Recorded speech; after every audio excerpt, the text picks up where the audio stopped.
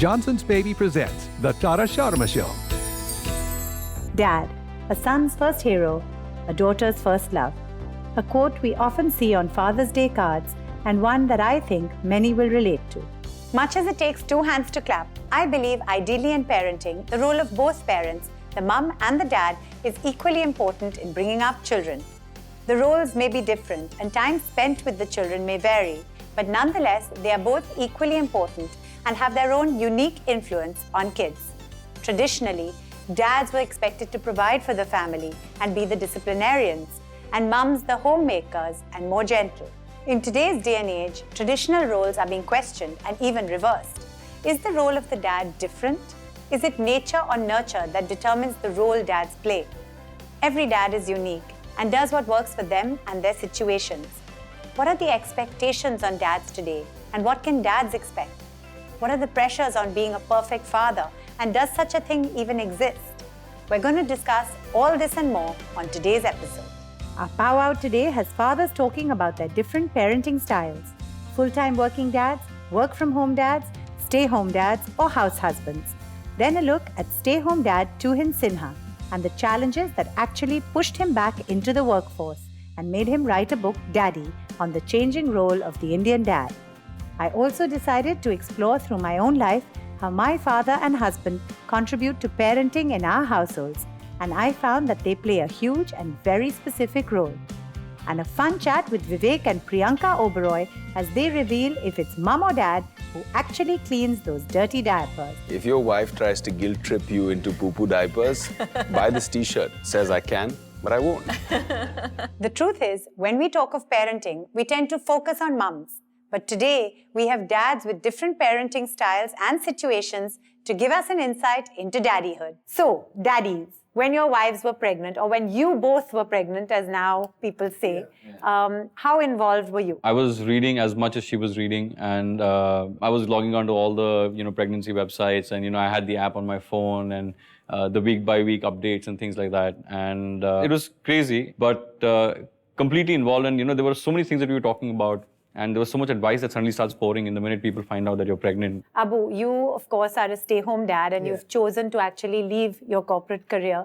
Was that something that your wife, Shamin, encouraged you about, or was it a decision that caused any strife? No, actually, the thing was what we had made a conscious decision that we will not have maids around.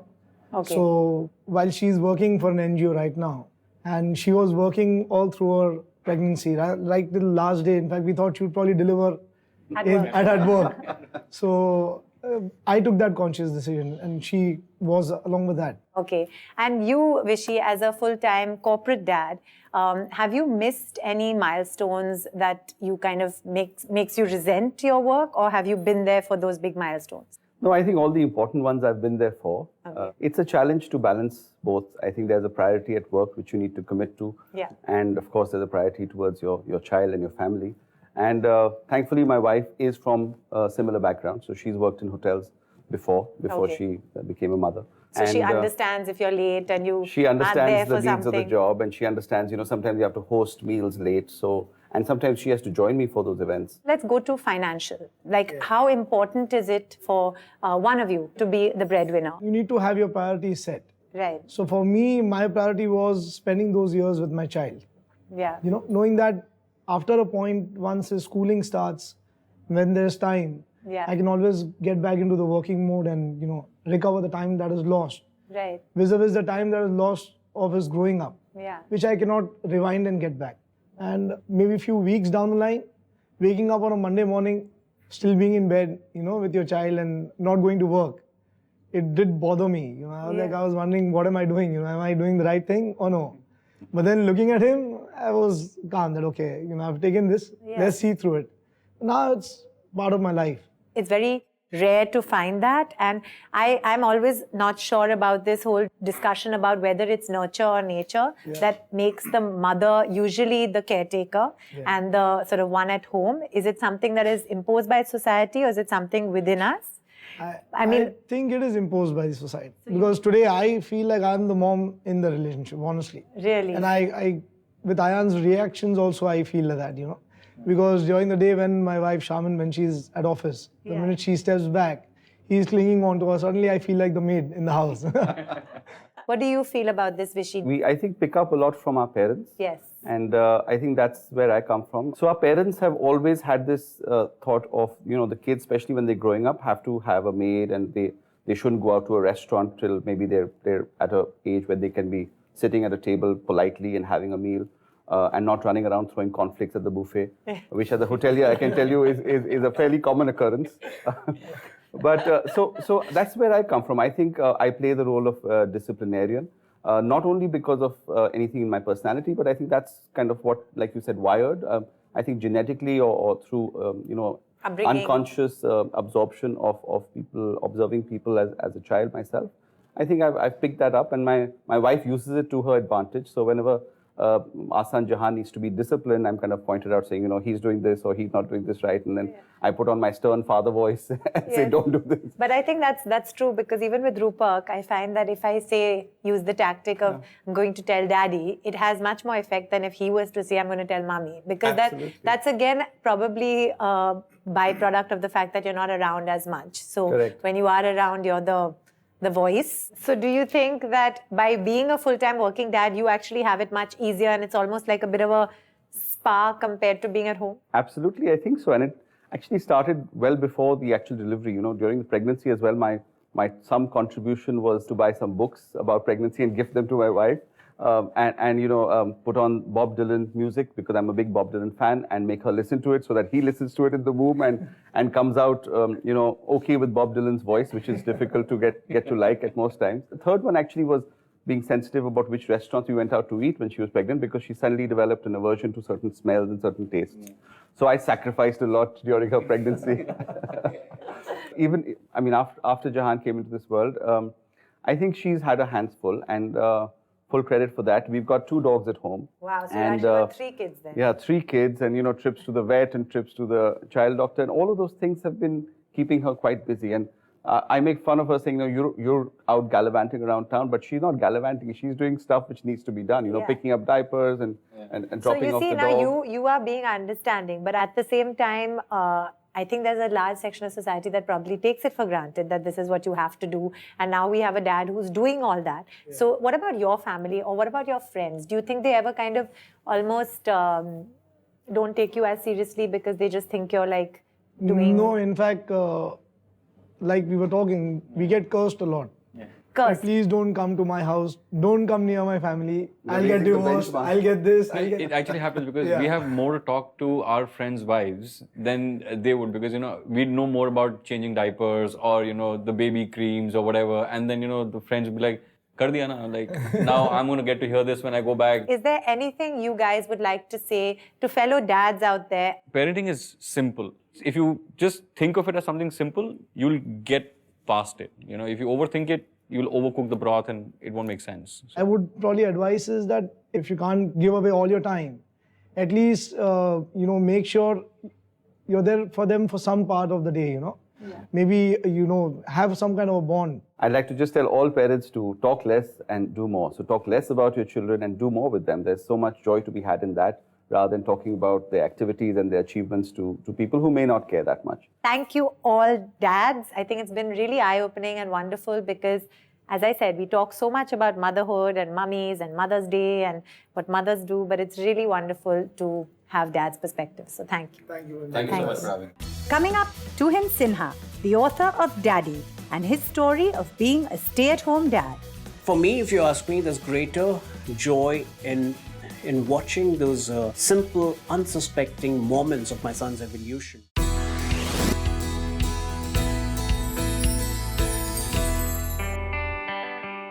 I'm very close to my dad, and I'm a big believer that both parents play an equal role in bringing up their children.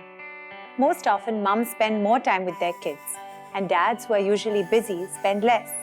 Having said that, I believe it's more about the quality of the time spent. My dad, Tara Sharma, was an author, playwright, and commentator. Being a freelancer, sometimes he was extremely busy with work, and we wouldn't see him for long spells, and sometimes he would work things around to be with us. My father was extremely instrumental in so much of what I am today. I learned so much from him. And in many ways, this show reflects so much of what he taught me. Dad was a communication guru, and my love of speaking and performing is perhaps thanks to him. As a kid, and even till quite recently, if ever I needed help with a debate speech or any speech, I'd turn to my dad. And however busy he would be, he'd always find time to help, sometimes even at odd times. Sometimes Dad would even write my speeches, which I shouldn't even reveal, but they'd often go on to win me various awards. What I didn't know, and my mum revealed to me later, was that Dad would often agonize over these speeches and take time to think of these wonderful gems and pearls of wisdom. What I realized was in Dad's case, it was more about quality of time spent and values and ideas shared as opposed to quantity. My dad devastatingly passed away 3 years ago. But I believe he's always with us.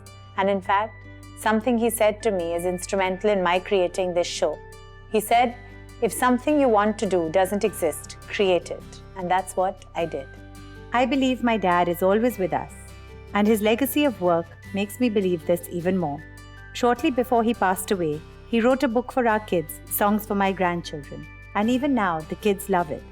It makes me realize that dads also have interesting roles as granddads. Must look a little harder. The thumb is still alive. He says, why have you left me out? I am your number 5. Mr. Amitabh Bachchan, a grandfather himself, kindly wrote a testimonial for Dad's book. People often say a daughter marries a man who bears some resemblance to her own father. And in a way, my husband Rupak does. And oddly enough, in his parenting style. Rupak is a wonderful father and also a very busy entrepreneur. He honestly gets very little time with the kids over the week. And he tries to make up for it over the weekend by spending quality time with them. I play a bit of a supporting role, but I don't really get to be around that much. But we spend our quality time together, and I'm the source of amusement. I'm the novelty factor in his life. He gets really excited when he sees me for a short amount of time, and then after he wants to go back to his mother. Interestingly, at quite a young age, kids seem to know who to go to for what. For example, in our household, Rupak's GK is much better than mine, so they tend to go to him for more general knowledge stuff. Capital of China is Beijing, and there's another city in China. What's it called? Shanghai! Yes. And because I work from home and I spend most of my time with them at home, they tend to come to me for more day-to-day stuff. I have to admit, as a mom and a mompreneur, there are days when I'm resentful and I feel it might be easier to be in an office than to be working in the midst of the chaos of home with kids and dog and household stuff going on as well.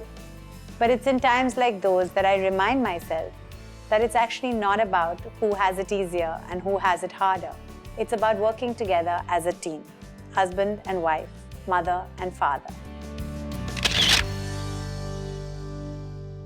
A stay-home dad who actually felt he had to reduce his son's dependency on him and so went back to work is certainly a story that indicates the traditional role of a dad is changing, but not without challenges. This is the story of Tuhin Sinha. To be a stay-at-home dad was a conscious decision. I just wanted to experience every small moment of my son's evolution.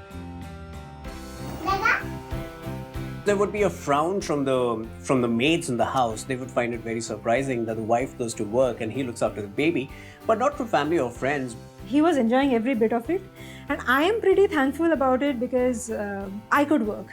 And right from the time I conceived, I was very clear that 10 years from now, I would never like to say that my baby is responsible for the entire goof up of my career, and that actually has been made possible by Tuhin. He gave me all kind of support possible.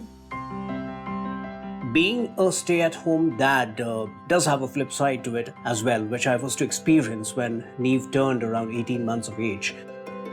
One, I felt, his dependence upon me was humongous. And I felt, that all that was taking a toll on my professional goals. I wanted a little bit of time for myself, which I was not getting. That's where my wife and I decided to go in for a kind of role reversal, just to make sure that he was more balanced in his approach towards both of us.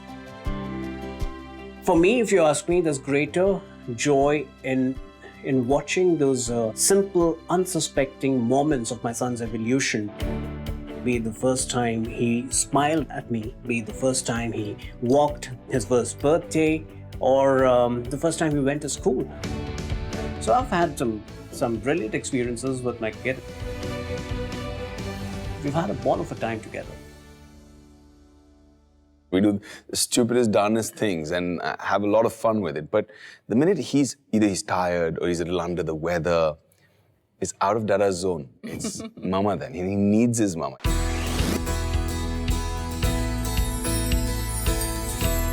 The star of several critically acclaimed films, Vivek Oberoi has made a name for himself in the film industry.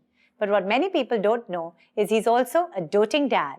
His wife, Priyanka Oberoi, who's a great mum herself, attests this while he confesses to avoiding some of his more icky daddy duties. It's really a pleasure having you both on.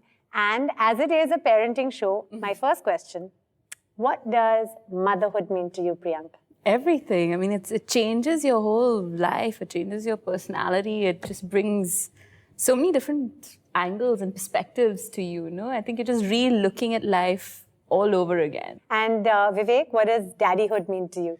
Having not slept all night because you've come back really late from shooting and passing out at 6:30 in the morning when you've just about got, into a sleepy zone, someone wakes you up and you're really furious that someone's waking you up at a time when you're so sleepy. Suddenly you open your eyes and you see this cute little face, looking into your face and going, Dada, Dada, Utho, Dada, wake up. And then you're like, I don't know, you're so tired, but you smile. And then my duty on these mornings invariably will be, he'd look at me and he'd give you the biggest hug. He'd be like, huggy, Dada. And I give him a hug and Vivan will then look me in the eye and say, potty time.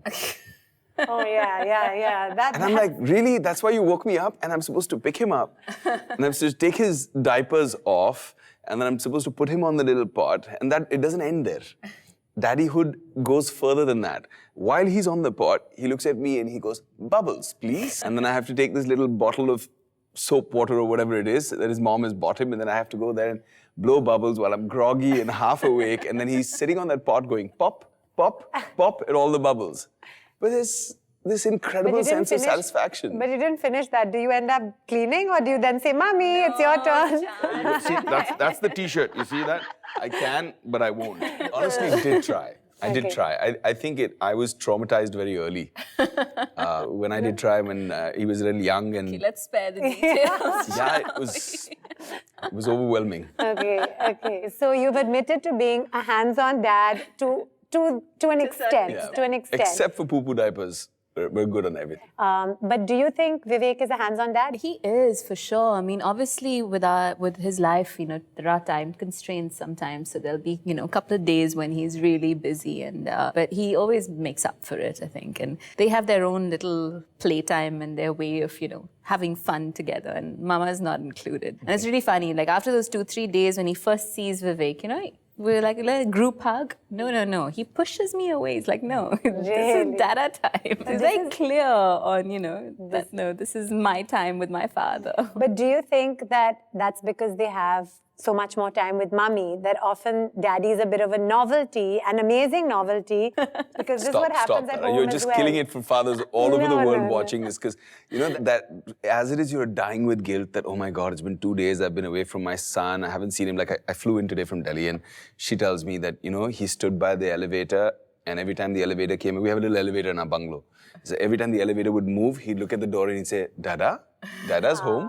Yeah. So she was like, he's really missing you. You just want to live in the illusion that you're not the novelty. They just love you that much. You're just so cool. I think, honestly, the minute Rupak comes, I play the other card. And I'm like, oh, you haven't been here. So you do this, you do that, you do this, you do that. Now I'm going to, Time. So I think it goes both ways. What I've observed, though, with Vivan Veer is that if he wants to have fun, and we do all the craziest things, I make up all these silly songs and dances, and we do the stupidest, darnest things, and have a lot of fun with it. But the minute he's tired or he's a little under the weather, it's out of Dada's zone. It's mama then. He needs his mama. He just, that sense of comfort. There'll be times when I'll hear him stir awake and he'll just curl in and, he'll just want to be there, with his mom and give her that 5 a.m. hug.